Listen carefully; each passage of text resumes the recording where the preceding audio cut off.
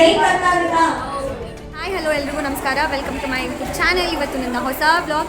Again ನಾನು ಒಂದು summer ಕ್ಯಾಂಪಿಗೆ ಬಂದಿದ್ದೀನಿ. ಈ ಸಲ 8th, 9th, 10th ಸ್ಟ್ಯಾಂಡರ್ಡ್ ಮಕ್ಕಳಿಗೆ ನಾನು ಪಬ್ಲಿಕ್ ಸ್ಪೀಕಿಂಗ್ ಕ್ಲಾಸ್ನ ತೊಗೊಂಡಿದ್ದೀನಿ. ಆಲ್ರೆಡಿ ಅವರಿಗೆ ಪ್ರಿಪೇರ್ ಆಗೋಕ್ಕೆ ಕಳಿಸಿ ಬಂದಿದ್ದೀನಿ, ಸ್ಟೋರಿ ಟೆಲ್ಲಿಂಗ್ ಪ್ರಿಪೇರ್ ಆಗಿ ಅಂತ. ಇವತ್ತು ನಾನು ಬ್ರೈನೆಕ್ಸ್ ಯೋಗ ಜೊತೆಗೆ ಪಬ್ಲಿಕ್ ಸ್ಪೀಕಿಂಗ್ ಎರಡನ್ನೂ ಅವರಿಗೆ ಟೀಚ್ ಮಾಡ್ತಾ ಇದ್ದೀನಿ. ಸೊ ನೋಡೋಣ ಅವರು ಯಾವ ರೀತಿ ಕಥೆಗಳನ್ನ ಕಟ್ತಾರೆ, ಯಾವ ರೀತಿ ಅವ್ರ ಬ್ರೈನ್ಗೆ ಎಕ್ಸಸೈಸ್ನ ಕೊಡ್ತಾರೆ ಅಂತ. So let's get start. Actually ನಾನು ಈ ಸಮ್ಮರ್ ಕ್ಯಾಂಪಲ್ಲಿ ತೊಗೊಂಡಿದ್ದು ಪಬ್ಲಿಕ್ ಸ್ಪೀಕಿಂಗ್ ಜೊತೆಗೆ ಬ್ರೈನೆಕ್ಸ್ ಯೋಗ ಅದು ಒಂದು ಕಾನ್ಸೆಪ್ಟ್ನ. ನಾನು ಹೋಗಿ ಕತೆ ಕಟ್ಟೋದು ಹೇಗೆ ಮತ್ತು ಅವ್ರಿಗೆ ಇಷ್ಟ ಆಗಿರೋ ಟಾಪಿಕ್ಗಳ ಬಗ್ಗೆ ಅವ್ರಿಗೆ ಮಾತಾಡೋಕ್ಕೆ ಅಂತ ಹೇಳಿಬಿಟ್ಟು ಫಸ್ಟ್ ಸ್ಟೇಜ್ ಮೇಲೆ ಕರ್ಕೊಂಡೋಗಿ ನಿಲ್ಲಿಸಿದೆ. ಸೊ ತುಂಬ ಜನ ಸ್ಟೂಡೆಂಟ್ಸು ಅವ್ರಿಗೆ ಇಷ್ಟ ಆಗಿರೋ ತಿಂಡಿ ಬಗ್ಗೆ, ಅವ್ರಿಗೆ ಇಷ್ಟ ಆಗಿರೋ ಊರಿನ ಬಗ್ಗೆ, ಅವ್ರಿಗೆ ಇಷ್ಟ ಆಗಿರೋ ದೇಶದ ಬಗ್ಗೆ ಎಲ್ಲ ಮಾತಾಡಿದ್ರು.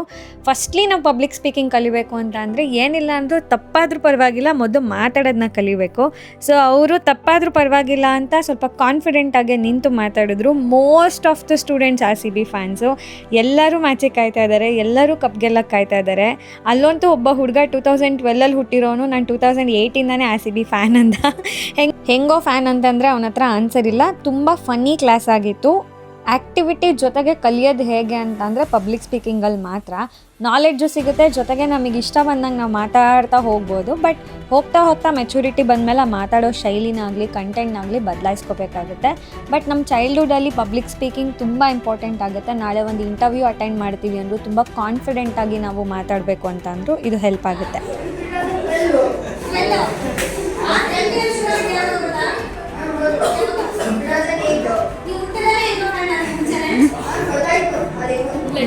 ನಾನು ಮಾಡಿಸಿದ ನೆಕ್ಸ್ಟ್ ಆ್ಯಕ್ಟಿವಿಟಿ ಬಂದು ಬ್ರೈನೆಕ್ಸ್ ಯೋಗ ಅಂತ. ಇದು ಬ್ರೈನೆಕ್ಸ್ ಯೋಗದವ್ರದೇ ಒಂದು ಆ್ಯಕ್ಟಿವಿಟಿ. 1 to 50 ತನಕ ನಂಬರೆಲ್ಲ ಮಿಕ್ಸ್ ಆಗಿದೆ.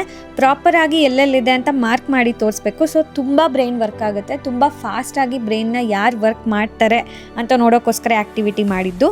ಈ ಆ್ಯಕ್ಟಿವಿಟಿ ಕೂಡ ತುಂಬ ಚೆನ್ನಾಗಿತ್ತು. ಆ್ಯಕ್ಚುಲಿ ಎಲ್ಲ ಸ್ಟೂಡೆಂಟ್ಸಿಗೂ ಈ ಆ್ಯಕ್ಟಿವಿಟಿ ತುಂಬ ಇಷ್ಟ ಆಯಿತು. ಅವ್ರೇನಾದರೂ ಮಂಕಾಗಿ ಕೂತಿದ್ರೆ ಅವ್ರನ್ನ ಆ್ಯಕ್ಟಿವ್ ಮಾಡೋಕ್ಕೆ, ಅವ್ರ ಬ್ರೈನ್ನ ಆ್ಯಕ್ಟಿವ್ ಮಾಡೋಕ್ಕೆ this is the best game, best activity ಅಂತ ನನಗನ್ಸುತ್ತೆ.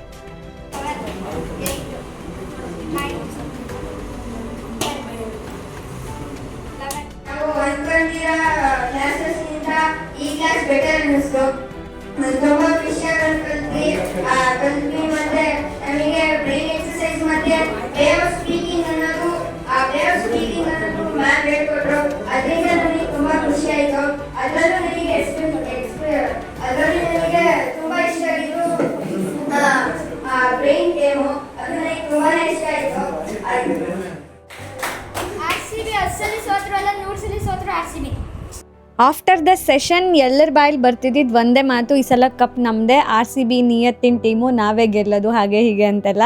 ಸೊ 18 ವರ್ಷಗಳ ಒಂದು ವನವಾಸನ ಮುಗಿಸಿ ಈ ಸತಿನಾದರೂ ಕಪ್ ಗೆದ್ದು ನಮ್ಮ ಕೈಗೆ ಕೊಡ್ತಾರಾ ಅಂತ ನಾವು ಎಲ್ಲ ಸ್ಟೂಡೆಂಟ್ಸು, ಚಿಕ್ಕವರು ದೊಡ್ಡವರು, ಅಜ್ಜ ಅಜ್ಜಿ ಎಲ್ಲ ಕಾಯ್ತಾ ಇದ್ದಾರೆ.